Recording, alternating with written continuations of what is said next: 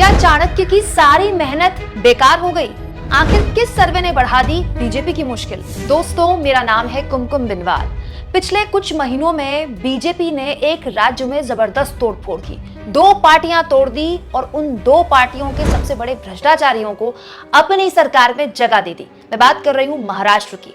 ये सब बीजेपी ने केवल और केवल इसीलिए किया कि 48 महाराष्ट्र की लोकसभा सीटों में अगले साल होने वाले चुनाव में उसे नुकसान ना हो, क्योंकि शायद बीजेपी को ये डर था कि शरद पवार, उद्धव ठाकरे और कांग्रेस का महाराष्ट्र में साथ आना एक डेडली कॉम्बिनेशन हो सकता है। लेकिन ऐसा लगता है कि चाणक्य की महाराष्ट्र में ये तोड़फोड़ वाली नीति ना बेकार हो गई। कम से कम ये सर्वे तो यही कह रहा है। दोस्तों, महाराष्ट्र में अगर आज चुनाव हो जाए लोकसभा के, तो इंडिया टीवी और सीएनएक्स ने एक सर्वे किया है। महाराष्ट्र की 48 लोकसभा सीटें भी इस सर्वे में इंक्लूड की गई हैं। दोस्तों, इंडिया टीवी सीएनएक्स के सर्वे के मुताबिक अगर आज चुनाव हो जाए तो महाराष्ट्र में बीजेपी को जबरदस्त नुकसान होने वाला है, क्योंकि महाराष्ट्र में जितनी सीटें आज बीजेपी को मिलेंगी उतनी ही सीटें इंडिया गठबंधन को मिलने वाली हैं। दोस्तों, ये सर्वे कहता है कि महाराष्ट्र की 48 में से 24 सीटें अगर आज चुनाव हो जाएं तो बीजेपी को मिलेंगी, लेकिन 24 यानी कि उतनी ही सीटें महाविकास अघाड़ी या फिर आप कह लें कि इंडिया गठबंधन को मिलेंगी। ये झटका बीजेपी के लिए इसीलिए है दोस्तों, क्योंकि पिछले 2019 के लोकसभा चुनाव में इन 48 सीटों में से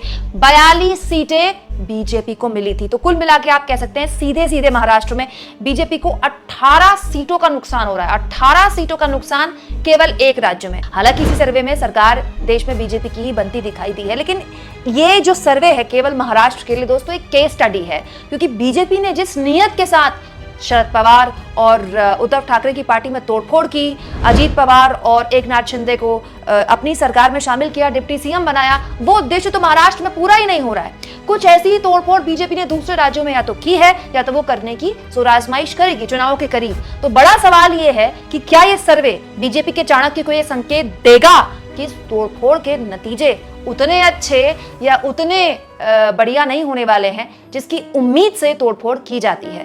बड़ा सवाल यह भी है दोस्तों कि इस सर्वे के बाद इंडिया गठबंधन के हौसलों को महाराष्ट्र नहीं दूसरे राज्यों में भी मजबूती मिलेगी, क्योंकि यह सर्वे बताता है कि अगर गठबंधन एक हो जाए तो फिर बीजेपी को बड़ा नुकसान पहुंचाया जा सकता है। कम से कम महाराष्ट्र को लेकर तो यह सर्वे यही बताता है।